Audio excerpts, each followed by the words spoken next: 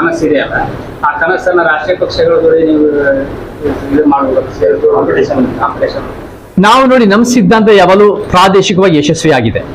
ನಮ್ಮ ಸಿದ್ಧಾಂತ ಅದು ಬಾಬಾ ಸಾಹೇಬ್ರಾಗಿರ್ಬೋದು, ಇಂಡಿಪೆಂಡೆಂಟ್ ಲೇಬರ್ ಪಾರ್ಟಿ ಬಾಂಬೆ ಪ್ರೆಸಿಡೆನ್ಸಿನಲ್ಲಿ ಬಹಳ ಯಶಸ್ವಿ ಪಡೆದಿತ್ತು. ತಂದೆ ಪೆರಿಯಾರ್ ಇಡೀ ದ್ರಾವಿಡ ನಾಡು ಒಂದು 5 ರಾಜ್ಯಗಳಾಗಿದ್ರು ಕೂಡ ಅದು ತಮಿಳುನಾಡಿನಲ್ಲಿ 59 ವರ್ಷ ಬಹಳ ಬಲಿಷ್ಠವಾಗಿತ್ತು. ಕಾಂಚೀರಾಮ್ಜಿ ಎಷ್ಟೇ ಹಿಂದಿ ಮಾತಾಡಿದ್ರು, ಹಿಂದಿ ಪ್ರದೇಶಗಳಿದ್ರು, ಅದು UP-ನಲ್ಲಿ ಬಹಳ ಸಕ್ಸಸ್ ಆಯಿತು. ನಮ್ದು ಕೂಡ ಕರ್ನಾಟಕದಲ್ಲಿ ಕಟ್ಟಿ ಎಲ್ಲ 224 ಕ್ಷೇತ್ರದಲ್ಲಿ ಕಟ್ಟಿ ಪ್ರಾದೇಶಿಕವಾಗಿ ನಮ್ಮ ಪ್ರಾದೇಶಿಕ ವಿಚಾರಗಳು, ನಮ್ಮ ಪ್ರಾದೇಶಿಕ ಸಮಸ್ಯೆಗಳಿಗೆ ಪರಿಹಾರ ಕೊಟ್ಟು ನಾವು ಬೆಳೆಸ್ತಾ ಬರ್ತೀವಿ. ಆದ್ರೆ ಇವತ್ತು ಯಾರಾದ್ರೂ ಸಂವಿಧಾನ ಉಳಿಸ್ತಾ ಇದ್ದಾರೆ, ಎತ್ತೆಡಿತಾ ಇದ್ದಾರೆ ಅಂದ್ರೆ ಇವತ್ತಲ್ಲಿರೋ 3000 ಪಕ್ಷಗಳು ರಿಜಿಸ್ಟರ್ ಆಗಿರೋರಲ್ಲ. ನಾವು ಇಲ್ಲಿ ನಿಂತಿರೋ ಇಲ್ಕಲ್ನಲ್ಲಿ, ಹುನಗುಂದನಲ್ಲಿರೋ ಸಮಾನತಾವಾದಿಗಳು, ಸಮಾಜವಾದಿಗಳೇ ನಿಜವಾಗ್ಲೂ ಹೆಮ್ಮೆಯಿಂದ ಹೇಳ್ತೀವಿ ಸಂವಿಧಾನ ವಿಚಾರಗಳು ಉಳಿಸ್ತಾ ಇರೋದು. ಸೊ ನಾವು ಕಟ್ಟಬೇಕಾಗಿರೋ ನಮ್ಮ ಜವಾಬ್ದಾರಿ ಇದೆ. ಇದು ಕರ್ನಾಟಕ ಮೀರಿ ಬೆಳೆದ್ರೆ ಅದು ನಮ್ಮೆಲ್ಲರೂ ಸಂತೋಷ, ನಮ್ಗೆ ಎಲ್ಲರೂ ಬೇಕು. ಬಟ್ ಮೊದಲ ಪ್ರಯಾರಿಟಿ ಕರ್ನಾಟಕ. ಅದರಲ್ಲಿ ಮುಖ್ಯವಾದ ಪ್ರಯಾರಿಟಿ ಯಾವುದು ಆದ್ಯತೆ ಅಂದ್ರೆ ಉತ್ತರ ಕರ್ನಾಟಕ, ಕಿತ್ತೂರು, ಕಲ್ಯಾಣ, ಮಧ್ಯ ಕರ್ನಾಟಕ ಈ ಭಾಗಗಳು ಎಲ್ಲೆಲ್ಲಿ ಐತಿಹಾಸಿಕ ಸಾಮಾಜಿಕವಾಗಿ ಅನ್ಯಾಯ ಆಗಿದೆಯೋ, ಎಲ್ಲಿ ಈ ರಾಜಕೀಯ ವ್ಯವಸ್ಥೆ ನಿರ್ಲಕ್ಷ್ಯ ಮಾಡಿದೆಯೋ ಈ ಭಾಗಗಳನ್ನ ಬೆಳೆಸ್ತಾ ಬರೋದು. ನಮಗೇನು ಸದಾಶಿವನಗರದಲ್ಲಿ ಡಾಲರ್ಸ್ ಕಾಲೋನಿನಲ್ಲಿ ಬಲಿಷ್ಠವಾದ ಒಂದು ರೀತಿ ಬಹಳ ಪ್ರಭಾವಿ ರಾಜಕಾರಣಿಗಳು ಬೇರೆ ಬೇರೆ ಶ್ರೀಮಂತರ ಹತ್ರ ಎಲ್ಲ ಲಾಭ ಪಡ್ತಾ ಇದ್ರು, ಅವರಿಂದ ಸ್ವಲ್ಪ ಇಳಿಸ್ಬೇಕು. ಅಂದ್ರೆ ಅವ್ರೊಬ್ಬರಿಗೆ ಸಿಗಕ್ಕಾಗಲ್ಲ, ಎಲ್ಲ ರಾಜ್ಯ ಎಲ್ಲರಿಗೂ ಸೇರಿದ್ದು, ಸರಿ ಸಮಾನವಾಗಿ ಸೇರಿದ್ದು ಅನ್ನೋ ನಮ್ಮ ಉದ್ದೇಶ. ಸೊ ತಳಮಟ್ಟದಿಂದ ಏರ್ಸೋದು, ಮೇಲಿಂದ ಇಳಿಸೋದು, ಸರಿ ಸಮಾನ ಕಟ್ಟೋದು, ಅದೇ ನಮಗೆ ನ್ಯಾಯ ಅನ್ನೋದು ನಮ್ಮ ಕಣ್ಣಲ್ಲಿ ಕಾಣುತ್ತೆ. ನೀವು ಕನ್ನಡ ಚಿತ್ರರಂಗದ ಹಿರಿಯ ನಟರು, ನಿಮ್ಮ ಪಕ್ಷಕ್ಕೆ ಚಿತ್ರರಂಗದಿಂದ ಯಾರು ಸಪೋರ್ಟ್ ಮಾಡಿದ್ದಾರೆ? ನಮಗೆ ಹೋಗ್ತಾ ಹೋಗ್ತಾ ನಮಗೆ ಅನೇಕ ಚಿತ್ರ ನಟರು, ಚಿತ್ರ ನಟಿಯರು, ಚಿತ್ರ ನಿರ್ದೇಶಕರು, ನಿರ್ಮಾಪಕರು ನಮಗೆ ಬೆಂಬಲ ಕೊಡ್ತಾ ಬಂದಿದ್ದಾರೆ. ಆದರೆ ನಾವು ಕೂಡ ಇನ್ನು ಮುಂದಿನ ದಿನಗಳಲ್ಲಿ ಅವರೆಲ್ಲರೂ ಹೀಗೆ ಯಾವ ರೀತಿಯಲ್ಲಿ ಅವ್ರು ನಮ್ಮ ಜೊತೆ ಕೈ ಜೋಡಿಸ್ತಾರೆ, ಯಾವ ರೀತಿ ಬಹಿರಂಗವಾಗಿ ಅವ್ರು ಹೇಳ್ಕೊಳ್ತಾರೆ ಅನ್ನೋದು ಮುಂದಿನ ದಿನಗಳಲ್ಲಿ ಮಾತಾಡೋಣ. ಬಟ್ ನಮಗೆ ಸಿನಿಮಾ ರಂಗದವರು ಬೇಕು, ನಮ್ಗೆ ಎಲ್ಲ ಕ್ಷೇತ್ರದವರು ಬೇಕು, ನಮ್ಗೆ ಎಲ್ಲ ವೃತ್ತಿನವರು ಬೇಕು.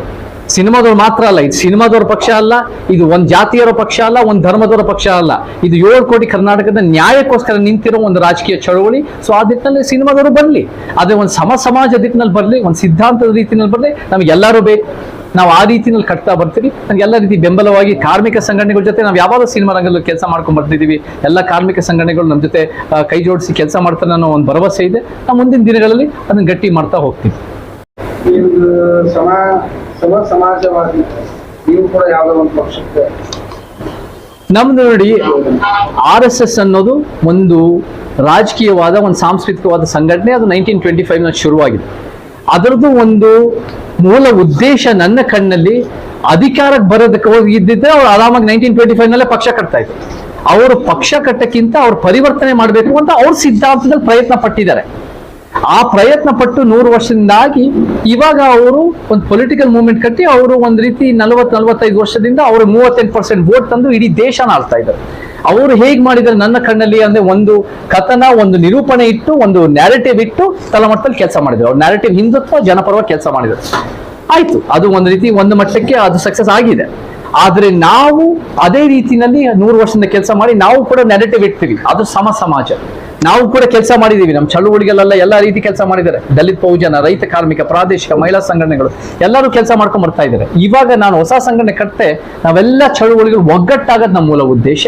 ಯಾರಾದ್ರೂ ವೈಜ್ಞಾನಿಕವಾಗಿ ಅರ್ಥ ಮಾಡ್ಕೊಂಡಿದ್ದಾರೆ, ಸಮಾಜಕ್ಕೆ ನಿಸ್ವಾರ್ಥವಾಗಿ ಕೆಲಸ ಮಾಡಿದ್ದಾರೆ ಅಂದ್ರೆ ಯಾವ ಸಿನಿಮಾ ಸ್ಟಾರ್ಗಳಲ್ಲ, ಯಾವ ಕ್ರಿಕೆಟ್ ಆಟಗಾರ, ಶ್ರೀಮಂತ ಉದ್ಯಮಿ, ರಾಜಕಾರಣಿಗಳೆಲ್ಲ, ನಿಸ್ವಾರ್ಥವಾಗಿ ಕೆಲಸ ಮಾಡಿದರೆ ನಮ್ಮ ಚಳುವಳಿಗಾರರು, ನಮ್ಮ ಹೋರಾಟಗಾರರು. ಸೊ ಆ ದಿಕ್ಕಿನಲ್ಲಿ ನಾವು ಹೋಗಿ ಎಲ್ಲರೂ ಸಂಘಟನೆ ಮಾಡಿ ನಾವು ಕೆಲಸ ಮಾಡ್ಕೊಂಡು ಬರ್ತಾ ಇದೀವಿ.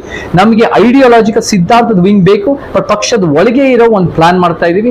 ಮೇನ್ ಏನಂದ್ರೆ ನಾವು ಕೂಡ ಜನ ಜೀವನಕ್ಕೆ ಹೆಂಗ್ ಒಳ್ಳೇದು ಮಾಡ್ಬೋದು, ಮುಂದಿನ ದಿನಗಳಲ್ಲಿ ಎಲ್ಲರ ಮುಖಾಂತರ ನಾವೆಲ್ಲ ಚರ್ಚೆ ಮಾಡಿ ಅದನ್ನು ತೀರ್ಮಾನ ತಗೊಂತೀವಿ ಅಂತ ಹೇಳಕ್ ಇರಬೇಕು. ಒಂದು ಸಿದ್ಧಾಂತ ಒಪ್ಪೋರಾಗಬೇಕು, ಸಮಾಜ. ಯಾವುದೇ ಜಾತಿ, ಲಿಂಗ, ಧರ್ಮ, ಮಾತೃಭಾಷೆ ಆಗಿದ್ರೆ ಅದು ಓಕೆ, ಸಮಾಜ ಒಪ್ಪೋರಾಗಬೇಕು. ನಮ್ಮ ಸಿದ್ಧಾಂತದ ನಾವು ಕಟ್ತಾ ಇದ್ದೀವಿ. ಎರಡನೇದು ಸ್ಥಳೀಯರಾಗೋದು ಬಹಳ ಮುಖ್ಯ. ಇಲ್ಲಿ ಲೋಕಲ್ ಇರೋರು, ಇಲ್ಲಿ ಜನರ ಜೊತೆ ಒಡನಾಟ ಇರೋರು, ಇಲ್ಲಿ ಜನರ ಜೊತೆ ರೀಚ್ ಆಗೋರು. ನಾವು ಬೆಂಗಳೂರಿಂದ ಕರ್ಕೊಂಡ್ಬಂದು ನಿಲ್ಸೋ ಪ್ರಶ್ನೆ ಬರಲ್ಲ. ನಾವು ಇಲ್ಲೇ ರೀಚ್ ಆಗೋರು, ಇಲ್ಲೇ ಒಂದು ಮನೆ ಮಾಡಿರೋ, ಬಹಳ ವರ್ಷದಿಂದ ಕೆಲಸ ಮಾಡೋರು ಬೇಕಾಗುತ್ತೆ. ಮೂರನೇದು ಸೇವಾ ಮನೋಭಾವ. ಇವತ್ತು ವ್ಯಾಪಾರೀಕರಣ ಆಗಿರೋ ವ್ಯವಸ್ಥೆ ನಾವು ನೋಡಿದೀವಿ ಯಾವ ರೀತಿ ಇದೆ. ನಮಗೆ ಸೇವೆ ಮಾಡಿರೋದ್ರಿಂದನೇ ನಾವು ಪರಿವರ್ತನೆ ಸಾಧ್ಯ. ಸೇವೆ ಮಾಡೋರ್ಗೆ ಅವಕಾಶ ಕೊಟ್ಟು ನಾವು ಶಕ್ತಿ ತುಂಬಿಸಿದ್ರೆ ನಮ್ಗೆ ವೋಟ್ ಶೇರ್ ಬರುತ್ತೆ. ನಾಲ್ಕನೇದು, ಒಂದು ಪ್ರಾಮಾಣಿಕವಾಗಿ ಕೆಲಸ ಮಾಡಿರೋರು ಬೇರೆ ಬೇರೆ ಕೇಸ್ಗಳೆಲ್ಲ ಬೇಡ. ಮತ್ತೆ ಐದನೇದು ಏನಂದ್ರೆ ಆರ್ಥಿಕ ಭದ್ರತೆ ಅವ್ರ ಒಂದು ಮಟ್ಟಕ್ಕೆ ಇರಬೇಕು. ಯಾರು 100 ಕೋಟಿ 1000 ಕೋಟಿ ಈ ರೀತಿ ನಿರೀಕ್ಷೆ ಮಾಡ್ತಿರೋರಲ್ಲ. ಓಡಾಡಕ್ಕೆ, ಕೆಲಸ ಮಾಡಕ್ಕೆ, ನಿಸ್ವಾರ್ಥ ಸೇವೆ ಮಾಡಕ್ಕೆ, ಜನ ತಲುಪಕ್ಕೆ, ಪ್ರಚಾರ ಮಾಡಕ್ಕೆ ಅವ್ರ ಹತ್ರ ಒಂದು ಸೋರ್ಸ್ ಇರಬೇಕು. ನಮಗೆ ಗೊತ್ತಿದೆ ಎಷ್ಟು ಈ ವ್ಯವಸ್ಥೆ ಹಾಳಾಗೋಗಿದೆ ದುಡ್ಡು ರೀತಿನಲ್ಲಿ. ನಮ್ಗೆ ದುಡ್ಡು ಇಲ್ಲದೆ ನಾವು ಕಟ್ತೀವಿ ಅಥವಾ ದುಡ್ಡು ಇಲ್ಲದೆ ನಾವು ರೀತಿ ಜನಕ್ಕೆ ತಲುಪೋದು ಅಲ್ಲ. ಬಟ್ ಮಿನಿಮಲ್ ಆದ ಸೋರ್ಸ್ ಬೇಕು. ಆದ್ರೆ ದುಡ್ಡೇ ಎಲ್ಲ ಅಂತ ನಾನು ನೋಡೋನಲ್ಲ. 15 ವರ್ಷಗಳಿಂದ ಶ್ರಮ ಪಟ್ಟು ಕೆಲಸ ಮಾಡಿ ಸೇವೆ ಮಾಡ್ತಿರೋ ವ್ಯಕ್ತಿ ಆಗಿದ್ರೆ ನಮ್ಗೆ ಅಷ್ಟೊಂದು ದುಡ್ಡು ಅದೇನೋ ಎಲೆಕ್ಷನ್ ಕಮಿಷನ್ ಚೌಕಟ್ಟು ಇರುತ್ತೋ ಅದರ ಅಡಿಯಲ್ಲೇ ಮಾಡಿ ಜನ ತಲುಪಕ್ಕೆ ಸಾಧ್ಯ ಇದೆ. ಅಂತ ವ್ಯಕ್ತಿಗಳು ನಿಮ್ಮಿಂದನೇ ಬರಲಿ. ನಿಮ್ ಕ್ಷೇತ್ರದ ಬಗ್ಗೆ ನಿಮಗೆ ಗೊತ್ತಿರುತ್ತೆ. ನಿಮ್ ಕ್ಷೇತ್ರದ ನೀವೇ ಹಿಡಿದು ಅವ್ರಿಗೆ ನಾವೆಲ್ಲರೂ ಶಕ್ತಿ ತುಂಬಿಸೋಣ. ನಾವು ಕೂಡ ವೋಟ್ ಶೇರ್ ತಗೊಳ್ಳೋಣ. ವೋಟ್ ಶೇರ್ ತಗೊಂಡ್ರೆ ನಾವು ಕೂಡ ಒಂದು ರೀತಿ ಇವತ್ತಲ್ಲ ನಾಳೆ ಪರಿಣಾಮಕಾರಿ ಆಗ್ಬೋದು. ನಲ್ಲಿ ಆಗಿರ್ಬೋದು, ಹುನಗುಂದದಲ್ಲೂ ಬಹಳ ಚೆನ್ನಾಗಾಯ್ತು. ಪ್ರತಿ ಒಂದು ಕ್ಷೇತ್ರದಲ್ಲೂ ಬಹಳ ಅದ್ಭುತವಾಗಿ ಆಗ್ತಾ ಇದೆ. ಪ್ರತಿ ಒಂದು ಕ್ಷೇತ್ರದಲ್ಲೂ ನಮ್ಗೆ ಜನ ಸೇರ್ತಾ ಇದ್ದಾರೆ. ಜನ ಸೇರೋಕ್ಕಿಂತ ಮುಖ್ಯವಾಗಿ ನಾವ್ ಯಾರು ಸಿನಿಮಾದ ಅಭಿಮಾನಿಗಳು ಅಥವಾ ಫ್ಯಾನ್ಗಳು ಅಂತ ಸೇರ್ತಾ ಇಲ್ಲ. ಇಲ್ಲಿ ಜನಪರವಾದ ಕಾಳಜಿ ಇರೋರು, ಕೆಲಸ ಮಾಡಿರೋರು, ಸೇವೆ ಮಾಡಿರೋರು, ಚಳುವಳಿನಲ್ಲಿ ಇರೋರು, ಈ ಹಿನ್ನೆಲೆಯಿಂದ ಬರೋರು ಮಾಡ್ತಾ ಇದ್ದಾರೆ. ಯಾರಾದ್ರೂ ದೇಶ ಕಟ್ಟಕ್ಕೆ ಸಾಧ್ಯ ಅಂದ್ರೆ ಅದು ಹೋರಾಟಗಾರರು, ಚಳುವಳಿಗಾರರು, ಸಮಾಜ ಸೇವಕರಿಂದನೇ ಸಾಧ್ಯ. ಸೊ ಆ ನಿಟ್ಟಿನಲ್ಲಿ ಪ್ರತಿ ಒಂದು ಕ್ಷೇತ್ರ ಇವಾಗಲೇ 224 ಮತಕ್ಷೇತ್ರದ ಸಮಾನತೆ ಸಭೆಗಳು ಮಾಡಿ ಯಶಸ್ಸಾಗಿದೆ. ಇವಾಗ 2ನೇ ಸುತ್ತಲ್ಲಿ ನಾವು ರಾಜಕೀಯ ಮುನ್ನೋಟ ಸಭೆಗಳು ಮಾಡಿ ನಾವು ಇವಾಗಲೇ 30 ಇದೆ. ಹುಬ್ಳಿ, ಧಾರವಾಡ, ಗದಗ, ಬೆಳಗಾವಿ ಜಿಲ್ಲೆ ಫುಲ್ ಮಾಡಿ, ಬಿಜಾಪುರ ಮಾಡಿ, ಇವಾಗ ಬಾಗಲಕೋಟೆನೂ ಫುಲ್ ಮುಗಿಸಿದೀವಿ. ನಾಳೆ ಬಾದಾಮಿಗೆ ಹೋಗ್ತಾ ಇದೀವಿ. ಸೊ ಅದು ಮುಗಿದು ಎಲ್ಲ ಕಡೆ ನಾವು ಕಟ್ಟೋದು ನಮ್ಮ ಉದ್ದೇಶ. ಸೊ ಈ ಒಂದು ಉತ್ತರ ಕರ್ನಾಟಕಕ್ಕೆ ಮೇನ್ ಫೋಕಸ್ ಕೊಡ್ತಾ ಇದ್ವಿ. ಉತ್ತರ ಕರ್ನಾಟಕಕ್ಕೆ ನಿರ್ಲಕ್ಷ್ಯ ಆಗಿದೆ. ಆ ಫೋಕಸ್ ಮಾಡಿ ನಾವೆಲ್ಲರೂ ಒಗ್ಗಟ್ಟಾದ್ರೆ ನಿಜವಾಗ್ಲೂ ಉತ್ತಮ ಸಮಾಜ ಕಟ್ಬೋದು. ನಮ್ಮ ಮಕ್ಕಳಿಗೆ ನಮಗಾಗಿರೋ ಅನ್ಯಾಯಗಳು ಆಗದಿರೋ ನಾವು ನೋಡ್ಕೋಬಹುದು. ಪ್ರಾದೇಶಿಕ ಪಕ್ಷಗಳು ಮಾತು ಕೊಡ್ತಾವೆ, ಮಾತಿನಂತೆ ನಡ್ಕೊಳ್ಳೋಂಗಿಲ್ಲ. ಹೌದು, ಅನೇಕ ಪಕ್ಷಗಳು ಪ್ರಯತ್ನ ಪಟ್ಟಿದ್ದಾರೆ ಹಿಂದೆ. ಆದ್ರೆ ಅವರೆಲ್ಲ ಒಂದು ರೀತಿ ರಾಜಕೀಯ ಒಂದು ರೀತಿ ಅಧಿಕಾರ ಪಡೆಯೋದೇ ಅವ್ರ ಮೂಲ ಉದ್ದೇಶ ಆಗಿತ್ತು. ನಮ್ಮ ಮೂಲ ಉದ್ದೇಶ ಒಂದು ಪರಿವರ್ತನೆ. ನಮ್ಮ ಮೂಲ ಉದ್ದೇಶ ನಾವೇ ಅಧಿಕಾರದಲ್ಲಿ ಕೂತ್ಕೊಳ್ಳೋದಲ್ಲ. ನಮ್ಮ ಮುಂದಿನ ತಲೆಮಾರುಗಳಿಗೆ, ಮುಂದಿನ ಪೀಳಿಗೆಗೆ ಒಂದು ಬಲಿಷ್ಠವಾದ ಕರ್ನಾಟಕ ಕಟ್ಟೋದು ನಮ್ಮ ಮೂಲ ಉದ್ದೇಶ. ಸೊ ನಾವು ಸೈದ್ಧಾಂತಿಕವಾಗಿ ಕಟ್ತಾ ಬಂದಿದ್ದೀವಿ. ಇವತ್ತು ನಿನ್ನೆಯಿಂದ ಶುರು ಮಾಡಿದ್ರಲ್ಲ, ನಾವು 15 ವರ್ಷದಿಂದ ಚಳುವಳಿ ಮಾಡ್ಕೊಂಡು ಬರ್ತಾ ಇದೀವಿ. ಮತ್ತೆ ಮುಖ್ಯವಾಗಿ ಸೈದ್ಧಾಂತಿಕ ನೆಲೆಗಟ್ಟು ಏನ್ ನಮ್ಮ ದೇಶದಲ್ಲಿ ಭಾರತದಲ್ಲಿ ಸೃಷ್ಟಿಯಾಗಿದೆ, 3 ಸಿದ್ಧಾಂತಗಳು: ಬಲಪಂಥಿ, ಎಡಪಂಥಿ ಮತ್ತೆ ನಮ್ಮ ಸತ್ಯಪಂಥಿ. ಈ 3 ಸಿದ್ಧಾಂತಗಳು ಎಲ್ಲ ಶುರುವಾಗಿದ್ದು 1925ರಲ್ಲಿ. 100 ವರ್ಷದ ಮೇಲಾಗಿದೆ ಇವಾಗ. ಈ 100 ವರ್ಷಗಳಲ್ಲಿ ಒಂದು ಬಲಪಂಥಿ ನಾಗ್ಪುರದಲ್ಲಿ RSS ಶುರುವಾಗಿರ್ಬೋದು. ಅವ್ರು ಹೋದ ವರ್ಷ ದೊಡ್ಡ ಪ್ರಮಾಣದಲ್ಲಿ ಆಚರಣೆ ಮಾಡಿದ್ರು. ಎಡಪಂಥಿ ಕಾನ್ಪುರದಲ್ಲಿ ಕಮ್ಯುನಿಸ್ಟ್ ಆಗಿರ್ಬೋದು. ಅವರು ಕೂಡ CPI 100 ವರ್ಷ ಮಾಡಿದ್ದಾರೆ. 1925 ಇಂದನೂ ಕೂಡ ನಮ್ಮ ಸಿದ್ಧಾಂತ ಅಂಬೇಡ್ಕರ್, ಪೆರಿಯಾರ್ ಅವರು ಕೂಡ ಬಲಿಷ್ಠವಾಗಿ ಗಟ್ಟಿಯಾಗಿ ಚಳವಳಿ ಕಟ್ಕೊಂಡ್ ಬಂದಿದ್ದಾರೆ. 1925 ನಲ್ಲಿ ಸೆಲ್ಫ್ ರೆಸ್ಪೆಕ್ಟ್ ಮೂವ್ಮೆಂಟ್ ತಂದೆ ಪೆರಿಯಾರ್ ಶುರು ಮಾಡಿದ್ದು. 1927 ಮಹತ್ ಸತ್ಯಾಗ್ರಹ ಬಾಬಾ ಸಾಹೇಬ್ರು ಮಾಡಿದ್ದು. ನಮ್ಮ ಸಿದ್ಧಾಂತ 100 ವರ್ಷದಿಂದ ಬಂದಿದೆ.